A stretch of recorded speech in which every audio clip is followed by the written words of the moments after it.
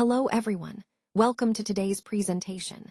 I'm excited to share with you the fascinating world of motion and measurement. Today's topic is Class 6 Motion and Measurement. We'll explore what motion is, the different types of motion, and the units we use to measure things. We'll also see how these concepts are part of our daily lives. By the end, you'll have a solid foundation to understand how objects move and why measurement is important. Let's get started. Let's start by looking at some of the key factors that influence an object's motion. Speed, force, and friction are all crucial because they determine how an object moves, how quickly it happens, and how much resistance it encounters. Understanding these factors helps us predict and control motion in real-world situations. Next, when we talk about motion, it's important to recognize that there are different types. The main categories are linear motion, which is movement in a straight line, rotational motion, where an object spins around a point or axis, and periodic motion, which repeats at regular intervals, like a pendulum or a heartbeat. These categories help us classify and analyze different kinds of movement.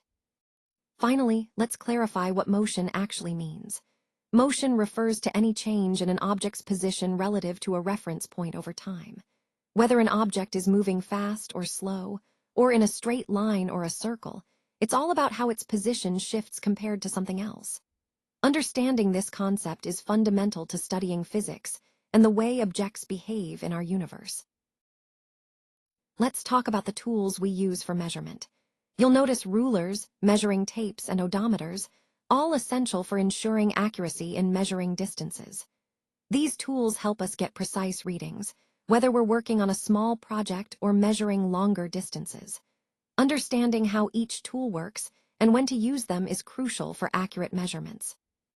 Moving on to units of measurement, we mainly work with meters and feet. Knowing these units is really important because it helps us convert measurements easily.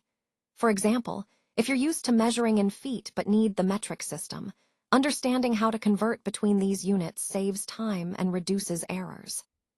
Finally, the importance of measurement can't be overstated. Accurate measurement is vital in many areas.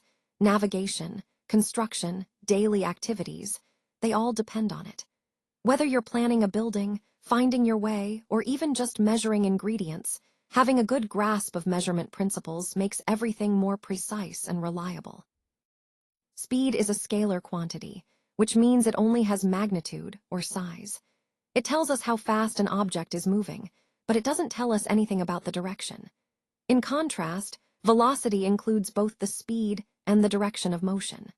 For example, saying a car is moving at 60 km/h east gives us more complete information about its movement. Now, when we talk about calculating speed, the basic formula is simple. Speed equals distance divided by time. So, if a car travels 150 kilometers in 3 hours, we just divide 150 by 3, and that gives us a speed of 50 kilometers per hour. Understanding these concepts is important because they form the foundation of how we analyze motion. Speed tells us how quickly an object moves, which can be useful in many situations, whether we're measuring a vehicle's performance or understanding natural phenomena. Remember, while speed is easy to measure, velocity adds a layer of detail by including direction, which is often crucial in real-world applications. Let's take a moment to see how analyzing motion in sports can really inspire students to appreciate physics in a fun and engaging way.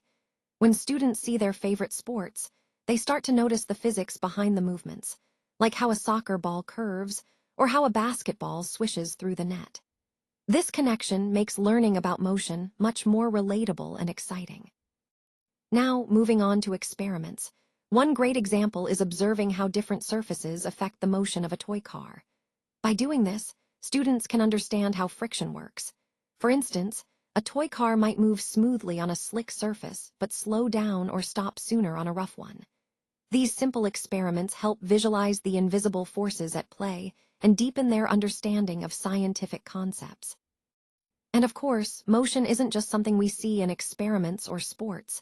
It's part of our everyday life. Whether we're walking, swimming, or driving, motion is happening all around us. Recognizing these daily examples helps students see that physics isn't just a subject in books, it's an integral part of their lives.